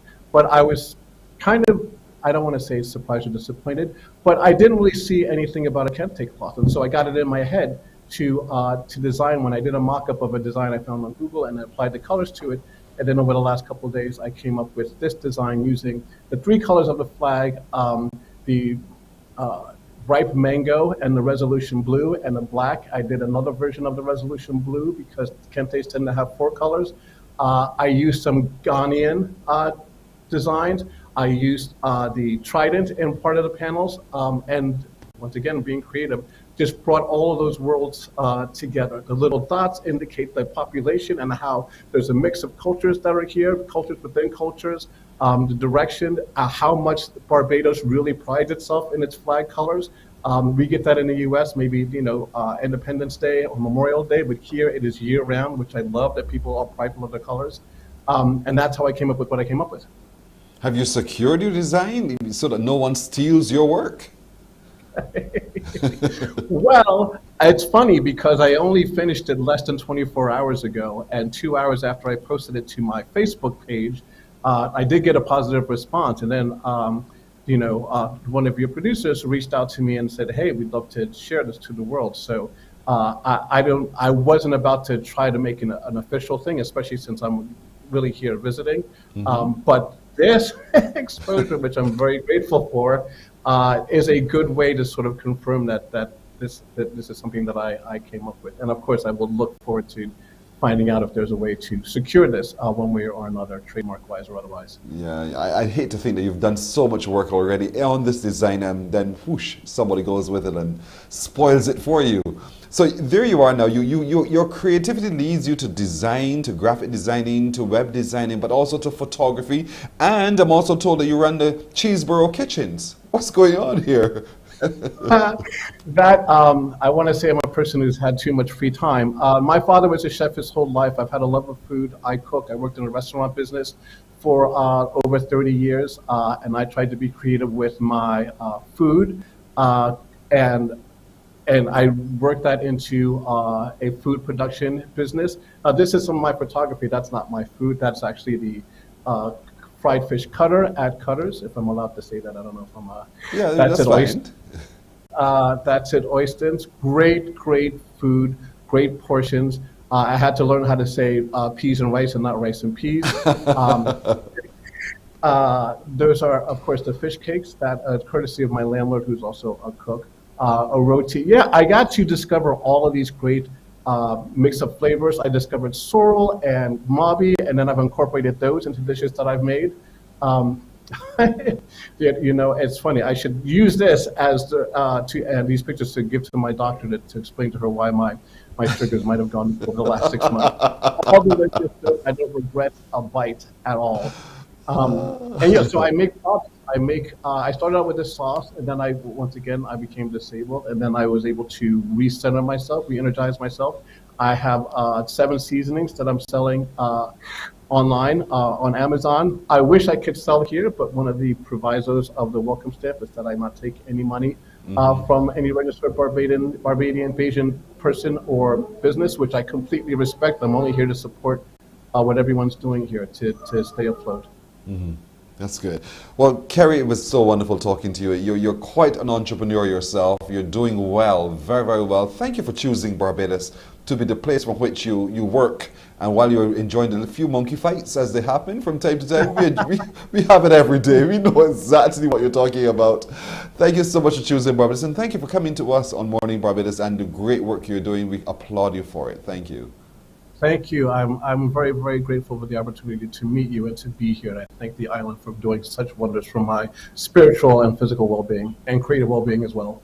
You're very welcome indeed. You're very welcome. His name is KERRY Cheeseboro. Yeah, I know it's a strange last name, but hey, he is who he is, and he's doing really wonderful things. He's just designed the Barbados Kente cloth. You saw it for the very first time, only just recently concluded, and in a matter of hours, we had it right here on Morning Barbados. We're going to take a break here. We're coming back with more on Morning Barbados.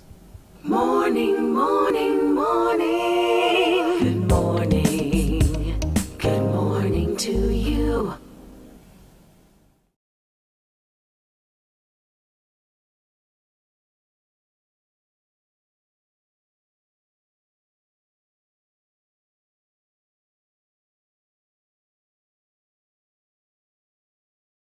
Morning, morning. Good morning. Good morning to you. Trotting down the road this morning, going fast. 27 minutes after 7 o'clock now, we meet another one of our exceptional young people. We're going to go all the way to Canada to interact with this young man. His name is FARIS Khan. He is the co-founder of Block Society. FARIS, good morning to you. Hi, yes, good morning. How are you doing today? I'm doing well today. How are you doing today? Not too bad. We're actually an hour, I guess, before you guys. So currently it's 6:27 in the morning. Yeah, you're an hour after me. So before? You're after me. Before. I can tell you what happened in the last hour if you want to know. So here you are. You're 17 years old. 17 years old. And you're living in Canada, and you formed Block Society. What is that you formed? So pretty much, my partner and I decided to start up Block Society just because we realized that, you know, there's so much potential within coding, specifically within the youth. Now, you know, just me being a young person here living in Toronto, I realized that there wasn't many, you know, different academies or different programs that, you know, youth could take in order to learn programming. And we all understand how important and how fundamental programming is in today's day and age, especially with things going digital. So pretty much we decided to start up Block Society, in which we wanted to help educate the youth, specifically within programming. Now we started up with partnering up with a lot of smaller organizations here within the general Toronto area, and pretty much building ourselves up. Now, I'm actually born and brought up in Barbados. So, you know, just these past couple of weeks, we went down to Barbados and offered our first full course there in person. So we had a great experience. And so that's just a little bit about Block Society right there.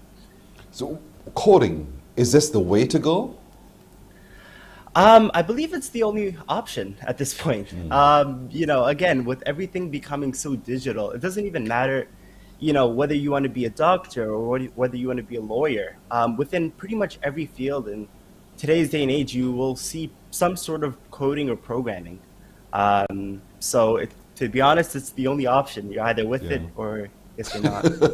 Well, so sell us on the benefits of coding so that young children who are watching will see it and that parents will embrace it and allow their children to get involved in it. What are the benefits?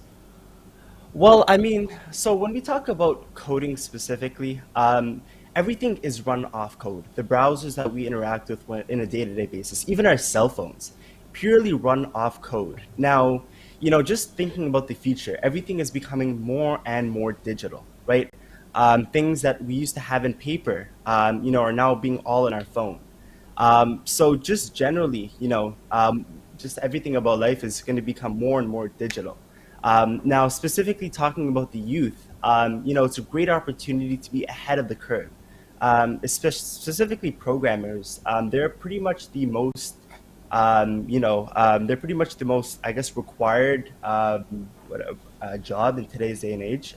Pretty much almost all companies are looking for programmers, people to help them, you know, create their companies more digital. And yeah, so, you know, it's a great opportunity for the youth to just be ahead of the curve. Again, it doesn't really matter whichever field you're in, but just understanding, you know, even just the fundamentals can get you a really long way. Now, you're fortunate. From 8 years old, you were exposed to this. It's become a part of your language, so to speak, you know. So what is it that you can recall? I mean, 9 years ago, when you were 8 years old that turned you on to coding enough to become passionate about it? So to be honest, what really hooked me on was I used to play a game called Minecraft. I'm sure everyone knows of Minecraft. Yes, yes. And I actually learned how to code Minecraft on a very basic level, right? And from just learning that one piece of, I guess, program, I sort of understood and realized the amount of possibilities you can do with, learning code. And from there, I started making different projects, as well as started, participating in different hackathons, so basically competitions, in which they basically test your knowledge to achieve some sort of goal. And honestly, I really loved it. And then from there, I continued on to learn different languages, to just further enhance my skills. And I had a really enjoyable time. Wow. Can it be, what's the word? Almost, you become pretty much reclusive because of coding, or what are your social skills like? That's what I'm trying to figure out here. Because sometimes you can see you guys in your little space, just in your world, and that's it. And do you get a lot of time for other human interactions outside of just coding? I mean, you definitely have to get a good balance of both. It is really important, even just for your mental health, to not always just be stuck in your room typing away the whole day. But I feel like I'm actually able to get a healthy balance in. Again, just learning from it at such a young age. Again, I feel like people, when they're younger, they learn and memorize faster. So essentially code now to me is sort of like, as you said, another language. You don't really have to, I mean, obviously you think about it, but it's, I'm able to sort of delegate my time as opposed to just constantly putting in the work, right? And yeah, so it's really all about time management in that sense. Do you see it becoming a critical part of our curriculum in schools here? Pardon, can you repeat the question? Do you see that coding becoming a very critical and important component of our curriculum here on the island? Oh, 100%. I mean, I'm talking with the ministry here in order to help get them, or in order to help approve them some sort of course, starting from grades, 2 or 3. And specifically in Barbados or the Caribbean, I mean, there's just so much potential, right? I mean, I did a course maybe a week back, and just from the 20 to 25 students I had, I realized, how much interest the youth had in it. So I think it's just providing them the opportunities to go ahead and learn this key programming skill. That'll just open up the doors for them and hopefully, get them building some pretty cool stuff for the community. Now you operate and you co-found Block Society. You're 17 years old. What is your lifelong goal? What is it that FARIS says, I shall achieve? Honestly, everything that I've done up to this point is always surrounding giving back to the community. So as long as I'm able to do that within my local community, within my community in Barbados, as long as I'm able to, somehow give back to my community, that'll just make me happy. So I just want to continue to do that and obviously build it up to a much larger degree. Love it indeed. The spirit of giving back is so important. Faris Khan, pleasure meeting you today. Much success with all that you're doing with the Block Society and with coding and all else that you're dabbling in, because you seem like the kind of guy who doesn't sit still for a minute. There's always something else you're trying to do. And so thank you so much. You are for us one of our exceptional young people who we applaud from the 246, representing us all over the world with your global activity. Thank you so much for joining us today. Thank you. Take care. You're very welcome. Faris Khan is his name. He's only 17. Look at all the great work he's doing. Just completed a big course here among some young people on the island. He's living in Canada. He's operating Block Society and providing the opportunity for other young people like himself to get involved in coding and all the benefits that would evolve from there. Wow. What an interesting story. 25 minutes now to 8 o'clock. We're taking a break again. Very quickly, we'll be right back.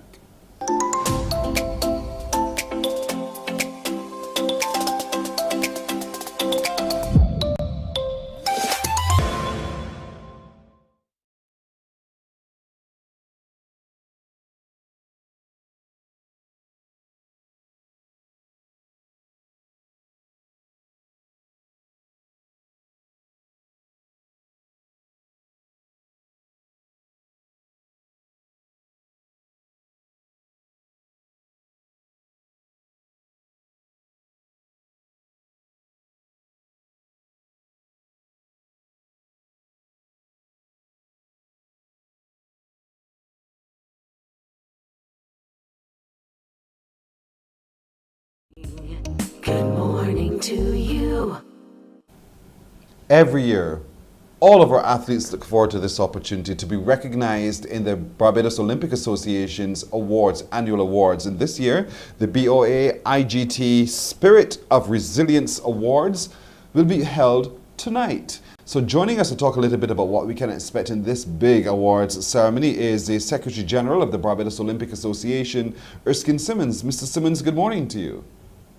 Good morning, Pearson. Good morning. Thank you for having us this morning, and I really appreciate you inviting us to be part of this very important milestone for the BOA in the sense that it's being held virtually for the first time.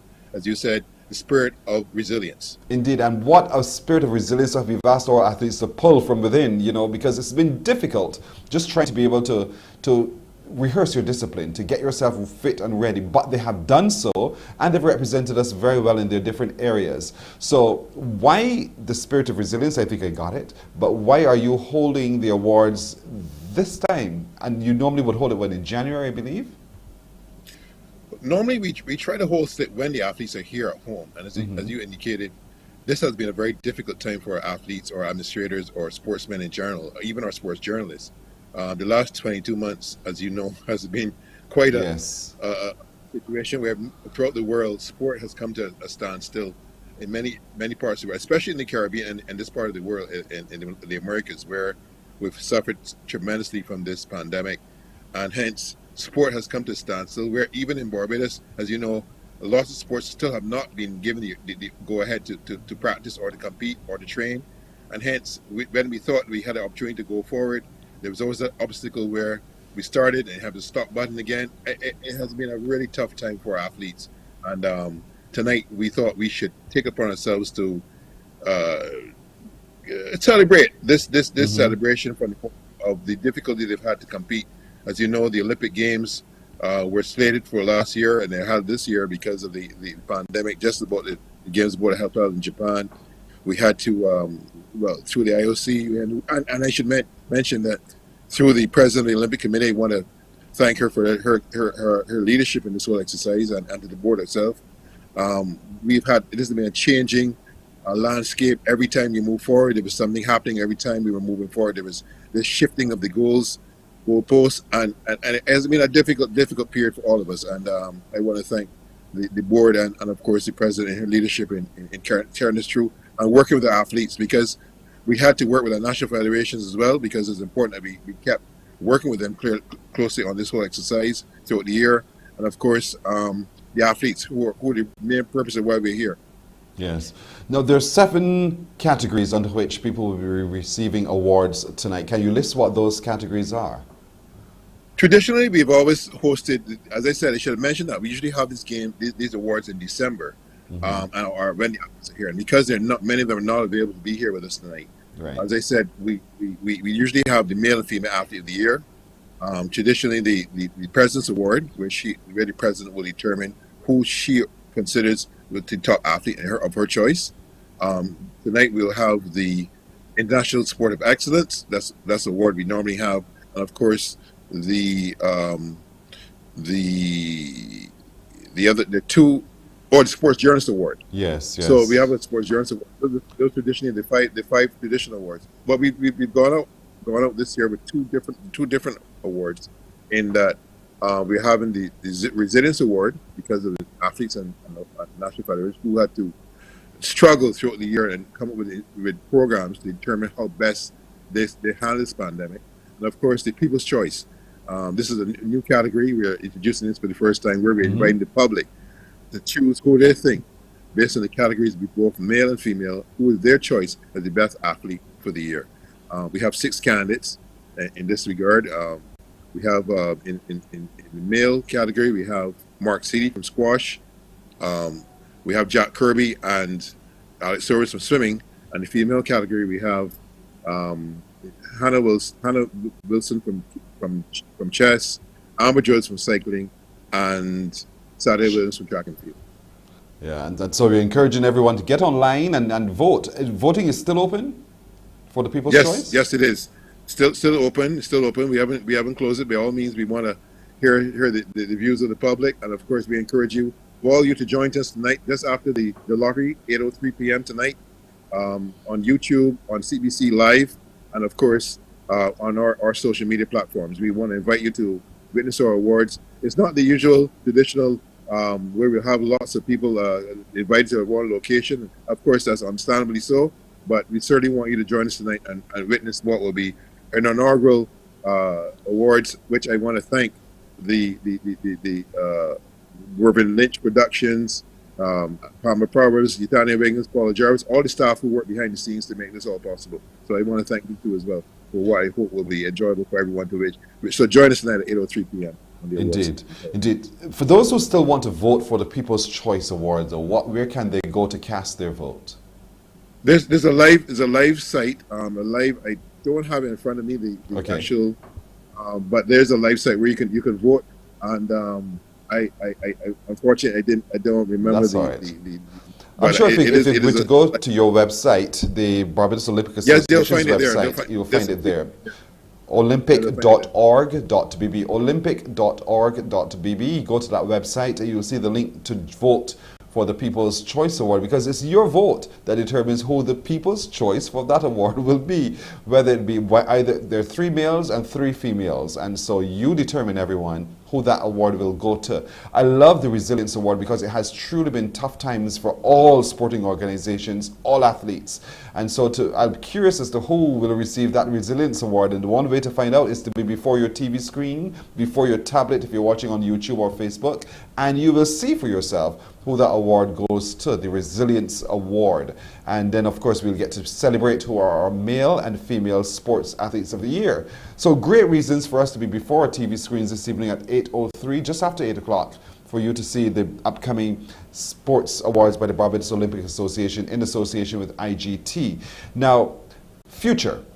I like the fact that you're doing this in this way. This template looks good. I think this will probably be the template for next time as well. But in the future, we're getting ready also for some other big upcoming international tournaments. What is it that the Barbados Olympic Association is doing so we ready our athletes and our best people to represent this island? Well, recently, the board, in its wisdom, we took upon ourselves to we want to safeguard our athletes and our officials going to various games. As you know, more and more host cities or host countries for these games are insisting that we prevent situations where athletes who come to the games or officials must be vaccinated or should be vaccinated in taking part in these competitions. So we took upon ourselves as the board to address this issue very, very carefully. I know it's not always going to be a popular choice, but we thought that it's important to prevent that risk of taking place where we expose many of our officials or athletes. We want to put in place a situation where we safeguard against such things taking place. We have three major games next year. The first being the inaugural Caribbean Games, which is going to be held in Guadeloupe, in Guadeloupe, on the Pitre, Guadeloupe. That's followed closely by the Commonwealth Games in Birmingham, England, and then the last games are in November. I should mention those games are in July, and then in November the Central American and Caribbean Games, or Central Caribbean Sports, Santa Marta inaugural beach games, which will be held in Colombia. So there are a number of things happening next year. We are working closely, as I said, with our National Federation athletes, all our personnel, the anti-doping, all the various sectors that make up the whole important thing of putting these games together, all the various sectors, stakeholders, to make sure that these games come out very, very carefully and without any situations that would cause any undue hardship to our team. So it is a tedious exercise, but at the same time, we think it's important that we have these meetings and put these protocols in place. And we're confident that you guys can do it because we know the work of the Barbados Olympic Association. We support you in this, indeed, but we want to encourage everyone this evening at 8:03 to watch TV8, to watch it on your YouTube channel, to watch it on Facebook as well. Because this evening, the Barbados Olympic Association and IGT are hosting the Spirit of Resilience Sports Award. Spirit of Resilience Sports Award live from 8 o'clock right here on TV8, also on Facebook and YouTube. Do not miss it. There are several categories for awards tonight. There are 35 nominees. Someone will be the Sports Journalist of the Year. We're looking forward to who that is. There's the International Excellence Award, the Resilience Award, the People's Choice Award, for which you can still cast your vote once you go to the website olympic.org.bb and click on the link and cast your vote. There's a Female and Male Athlete of the Year and the President's Award. So don't miss a moment of it from 8 o'clock this evening right here on TV8. Erskine Simmons, the Secretary General of the Barbados Olympic Association, thank you so much for joining us this morning. We want to support you and all the work you guys are doing. Thank you. Thank you very much. Thank you very much. And thanks for having us once again. You're very welcome. Morning Barbados will continue right after this.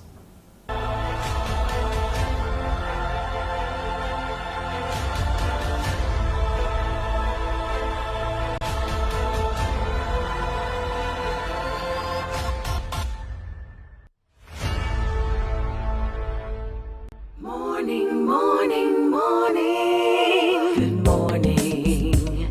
Good morning to you.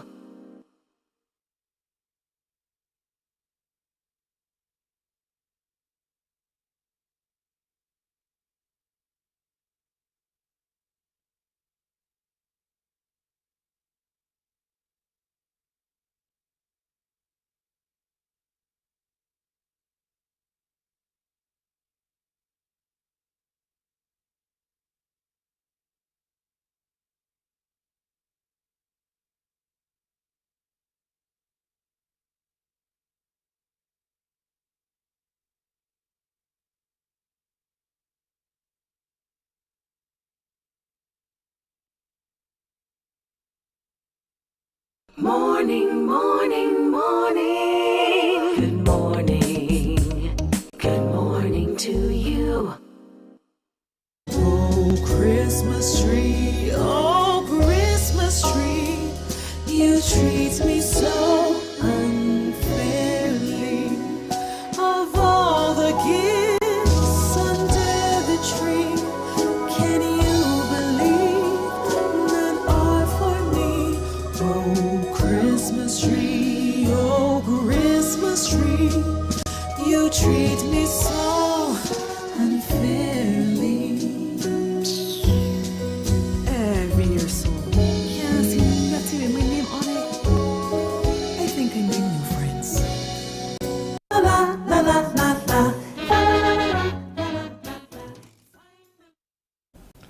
You can't but love it. Her smile alone draws you in. Then her voice captivates you. She is just a truly beautiful person. Her name is NEESHA WOODZ. And she's just released her latest album, A Bajan Christmas. NEESHA, good morning to you. Good morning, Pearson. How are you doing? I am great. I am fantastic. How are you doing? I am wonderful. Did you have a great Christmas? Thank you for asking. Yes, I did. What about you? Fantastic. Did you have a Bajan Christmas? I did, but unlike this song, I actually got gifts. So the Christmas tree reconciled with me. Oh, fantastic indeed. You know, folks, if you have never met this woman before, you're going to meet her today. She is such a darling to talk to, and that, I think, is what endears you a lot to a lot of the Barbadians. You know, we hear your music, we play it all day long, practically on 94.7, the best 24/7 here at the CBC, giving full support to all of our local creatives. We do. And so I remember, as I called you, I called you that morning because I was going through social media and I saw that NEESHA had posted at 12 midnight, she had released this album. I said, what? And we ain't got it. Calling this girl now. And there we were talking on the radio. You stopped driving so that we can have this conversation. And I mean, that just goes to show the kind of girl you are. I love it. I love that you are passionate about what you're doing. Yes, I am for sure. And because, you know, it was the exact day, and I always believe in striking when the iron is hot. Yes. And for you to reach out to ask me to do that, you know, that was a blessing itself. And I was like, no, I have to stop what I'm doing to make sure I have this conversation with the Pearson boy. You know? Yes, but I really appreciate all the support that you guys at CBC give the local artists. especially 94.7. That is Yes. really, I love that station, and I love Thank to hear you. all the music that I may not have heard before. So Mhm. it's a wonderful platform to really exploit and really be able to encourage us as local artists to keep producing. Yeah, just keep doing it. Just keep doing it. We're happy to Yeah. support it indeed. Let me talk a little bit about you before we get to the Christmas album. I did not know you shared a stage with CeCe Winans. Yes, so Listen. that, um, That woman, she is one of my favorite artists, you know. and she's really beautiful in person too. And I think for me, that's what I love. It's one thing to go on stage and sing your heart out, and people love your songs. But then when you're backstage and you get to know the person, or get to observe them, and you realize that they're humble and they're friendly, I think that makes you respect the person more. I remember when I first started actually singing, the manager that I had at the time, I actually used to open for Tasha Cobbs. Mm-hmm. So that was a big thing when I started singing, when I really started traveling. She did a Caribbean tour, Mm-hmm. and it started here. We went to St. Vincent, we went to the US Virgin Islands. So that was a good experience. I've really been fortunate to have some really, really good experiences, unique experiences in my journey so far. I am telling you, it's stunning to see that where God has led you through your talent alone Yes. to interact with so many different people in so many different spaces and so. But I remember then talking to you while I was talking to you on the phone on the radio the other day, I said, you know, but NEESHA, you could chant. You wrote that rhythm real sweet. And I was like, you told me something I did not know. Tell Barbados what you said to me. Do you mean the part of reggae being my first love? Yes. Yes. Actually, growing up, before I really got into music full time, I used to listen to a lot of like Lieutenant Stitchie and like Papa San. And then on the Sackler side, I love like Sizzla Kalonji. Oh my goodness, I loved it so much. So I think being immersed in the reggae genre helped me to know roll the tongue and kind of get authentic with the whole reggae genre. I love to perform reggae. I am telling you, you And took me that's by all, oh Lord. Yeah, you took me by surprise. I was like, whoa, the girl can handle it. This is really, really good. But it goes to show the range that you have, the capacity you have. I just love your music. You know that we love your music indeed. And so you've won many awards. And I was like, she was also noted to be the Soca Caribbean. What is it? Let me make sure I get it right. The Soca Queen in for gospel music. Yes. Wow. Yes. How that came about too, even though I would have started with reggae, there's a song I think it is Belle and Cassandra. They love Adrenaline. And I remember when I released Adrenaline, people was like, because at that time you didn't really hearing like a lot of like female gospel artists doing soca. I mean, you have like Sister Marshall and stuff, but that would have been like on the slower side of things, kind of, you know. But when I came on the scene and they did Adrenaline, people was like, that was the song that actually made people pay attention in the Caribbean, you know. So yeah, so I think soca for me now that's like the second love between that and reggae. Those are the shade loves. You know, a friend of mine, Livingston Trotman, who pastors at the West End Holiness Church. Yeah, Livy. Yes, good morning. Livy loves Hi, Livy. it. Yeah, Livy used to be one of my supervisors when I was in banking, so I used to give him so much trouble. Father, forgive me, you know. But good guy, a really, really good guy. He gives trouble too, so don't worry about it. I know. And so, do you wake up every day singing, NEESHA? And if so, what do you sing? Oh gosh, I wouldn't say wake up every day singing. I would say most days I do wake up with a song in my heart. Yes. Whether it's a song that maybe the Lord may be inspiring me to write, or maybe it's a song that I am using to get through a particular season. But music, I would say yes, because pretty much music is my life. Whether it's playing it, whether it's writing it, whether it's performing it, music has been and continues to be my life. Wow. You know, I'm putting this album together, A Bajan Christmas. You know, you dedicated it to your late grandfather, Reginald Wooding. Yes. Talk to me a little bit about getting that album together and what it meant for you to dedicate it in his honor. Well, in summer of this year, everybody who knows me or knows of me know that I'm an absolute Christmas baby. And I've already released 3 other albums. And I said, you know what? I want to do a Christmas album, but I did not want to put on songs that I had done before. So about 3 months during the summer period, the idea came to me, why not do something called a Bajan Christmas, where I would get songs that people know, but I would Bajanize it. Yes. So it would have been a case where either I would have rewritten the song in a Bajan context, like the 12 Days of Christmas. But whether it was a case where I did a collab with a Bajan artist, or I did it in a Bajan genre, like how I did the Christmas medley with Blood and Tamara in Spooge. And the whole idea was that I wanted to have a comical element as well, seeing that the last 21, 22 months has been so hard on us as people, as a country. And I wanted to have a bit of a comical relief element to it. So when people hear it, they'll be able to smile, they laugh, and enjoy the Christmas. So we actually put together the album in 3 months, which is a really short period of time. That's right. And I want to say really thank you to Adriel Cumberbatch, who is the producer of the album, and also to like Cal Roberts Reefer and the NCF, my sponsor, Senior Glow Financial, being able to have that financial backing as well to be able to produce is very important for us as artists. And after the project would have been completed, after Dad, he would have been celebrating 90 years.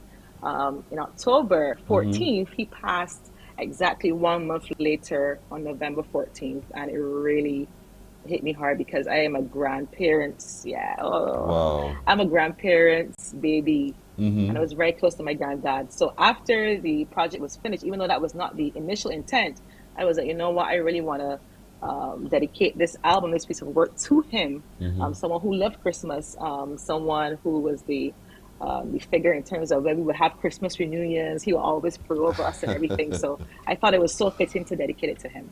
That's beautiful indeed. You know, you talked about the 12 Days of Christmas. When we played it, the folks from 98.1 ran over and said, listen, we want that, we want that. Right away, it just captivated all of us, you know, the Bajan style of this song is really, truly beautiful indeed. And we're very happy to support you along the way, NEESHA WOODZ, in all of this, you know. And I really want to thank you for all that you've given to Barbados, you've given to the world, and I pray that God blesses that talent of yours to do so much more going forward. And you know, there's a door open right here at the CBC to receive you anytime. Thank you so much. Thank you so much, Pearson. I appreciate it. A big thank you to you too, NEESHA WOODZ. Thank you. Have a great day, all right? Thank you, you too. All and right. Happy New Year. Likewise. Thank you, my friend. Thank you. NEESHA WOODZ, there she goes. Another exceptional young Barbadian creating great music. She is so creative. Remember, the album is called A Bajan Christmas. It's available on iTunes and Spotify. It's available online. You can download it today and you get to explore those 7 tracks on that album, but great music. And if you can't, then you listen to 94.7, the best 24/7 for A Bajan Christmas by NEESHA WOODZ. You will definitely hear it here at the CBC. Folks, that's it for today. I thank you so much for joining with us today. I hope you have been truly inspired by our young people who are doing fantastic things in everything that they do. For my production crew of Nadia Foster, Technical Director Roel Ford, Sound Engineer is Michael Sobers, Tamisha Green is at Master Control, and Pearson Boyd. The team says thank you. We'll see you again tomorrow. Bye-bye.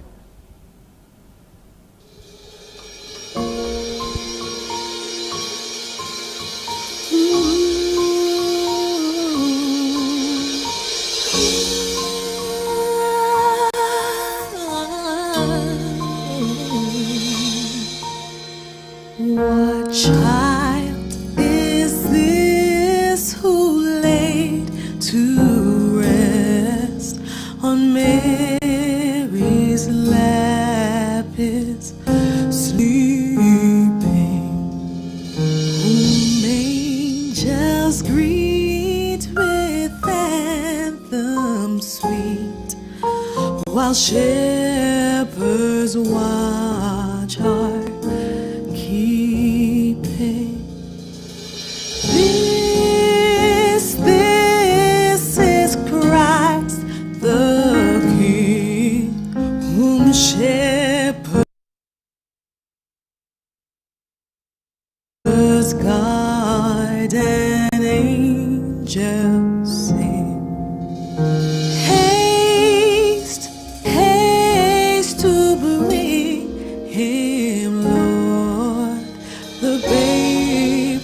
sun.